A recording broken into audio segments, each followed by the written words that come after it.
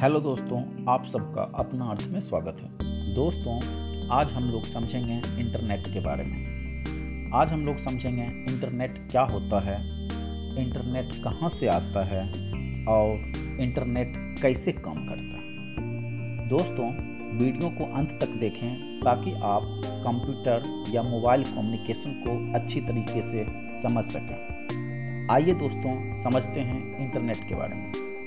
Internet एक global network है जो कई सारे कंप्यूटर और इलेक्ट्रॉनिक्स डिवाइस को एक दूसरे से जोड़ता है। इंटरनेट के द्वारा दुनिया में कहीं भी कंप्यूटर या मोबाइल एक दूसरे से डाटा आदान प्रदान आसानी से करता है। जब दो या दो से अधिक कंप्यूटर आपस में जुड़ते हैं तो इससे एक नेटवर्क कहते हैं। इसमें private, public, school, college, hospital, research centre, बहुत सारे छोटे बड़े नेटवर्क होते हैं और इस नेटवर्क को इंटरनेट के थ्रू जोड़ा जाता है। दोस्तों, अब हम लोग इंटरनेट का इतिहास समझते हैं। जब सेकेंड वर्ल्ड वॉर खत्म हुआ उसके बाद दो पावरफुल कंट्री उभरा जिसमें यूएसए और यूएसएसआर था।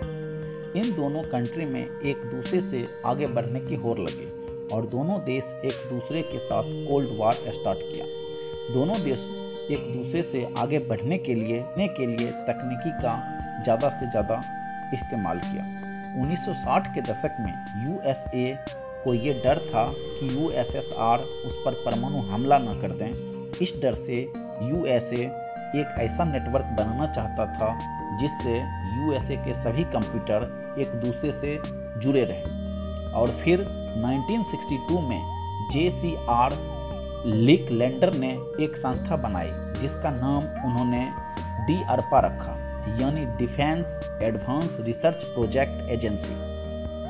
इस संस्था के द्वारा उन्होंने एक नेटवर्क बनाया जिसका नाम उन्होंने इंटीग्रेटेड नेटवर्क रखा।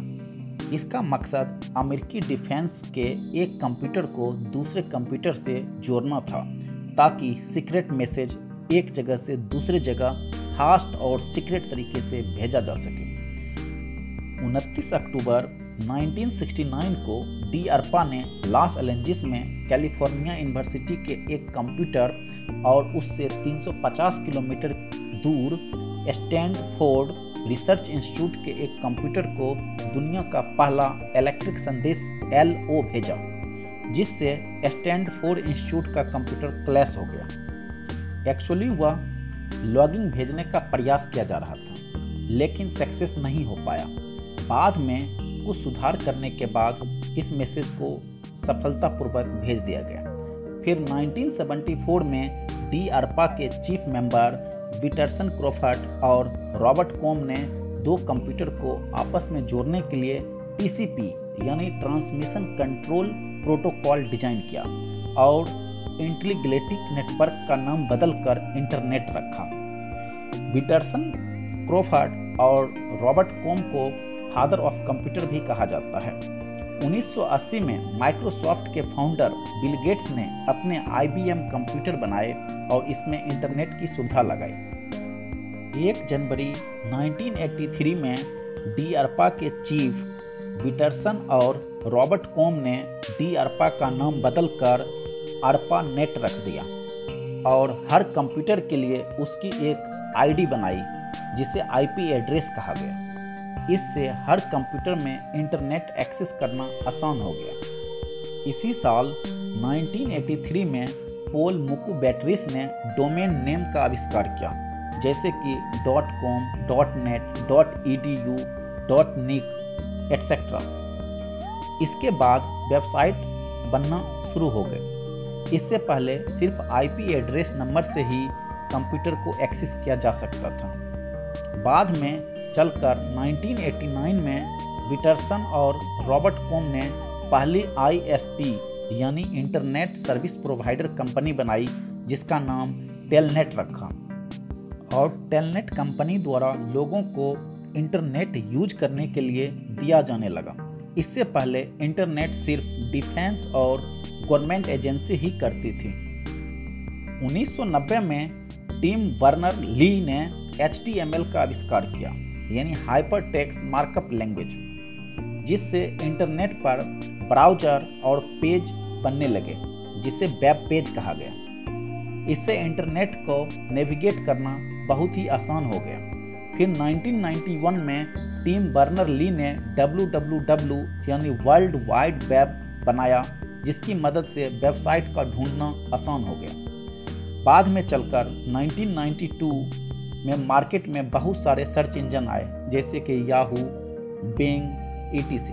1998 में गूगल सर्च इंजन आया, जो कि अभी के समय में सबसे ज़्यादा फेमस सर्च इंजन है।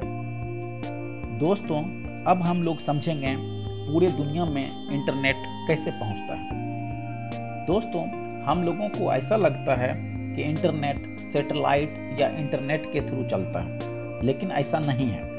इंटरनेट 90% समुद्र के द्वारा चलता है और सिर्फ 10% इंटरनेट टावर या सैटेलाइट के थ्रू कम्युनिकेट होता है। दोस्तों, इंटरनेट सबमरीन केबल के थ्रू चलता है।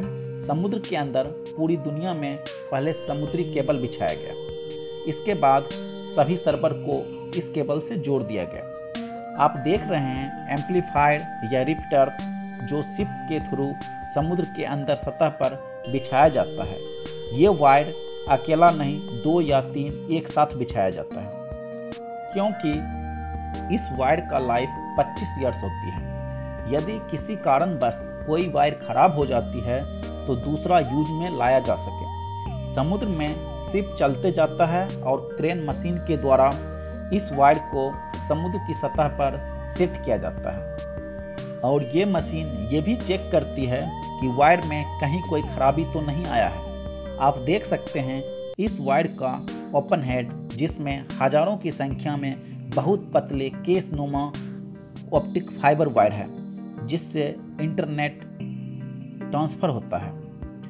इसका स्पीड 100 GB पर सेकेंड से भी ज़्यादा होती है। अगर किसी तरह यह केबल खराब हो जाती है या शार्क इसे काट देती है तो इसका रिपेयरिंग कर दिया जाता है। इस वायर को कुछ कंपनी जो पूरे दुनिया में समुद्र के अंदर बिछा दिया है और इसका मेंटेनेंस भी करता है, इस कंपनी को टियर 1 कंपनी कहते हैं। फिर इस कंपनी से दूसरा कंपनी इंटरनेट खरीदता है और टावर के थ्रू या वायर के थ्रू ही इंटरनेट प्रोवाइड करता है, जिसे टियर 2 कंपनी कहते हैं। जैसा कि हम लोग देख सकते हैं, इंडिया में फाइबर केबल का पॉइंट मुंबई, चेन्नई और कोचीन में है। यहाँ से केबल टियर 2 कंपनी जैसे कि जियो, आइडिया, एयरटेल और भी सर्विस प्रोवाइडर केबल कनेक्ट कर पूरे भारत में अपना केबल वायर बिछाता है और इंटरनेट डायरेक्टली या टावर के थ्रू प्रोवाइड करता है। इस केबल को टावर तक पहुंचाया जाता है, फिर इसे सिग्नल में बदलकर इसे सैटेलाइट तक भेजा जाता है। फिर सैटेलाइट के द्वारा ये डेटा हमारे मोबाइल तक पहुंचता है। तो दोस्तों, इस तरह हम समझ सकते हैं कितना जटिल प्रक्रिया के थ्रू इंटरनेट सर्वर से हमारे कंप्यूटर या मोबाइल तक एक्सेस होता है।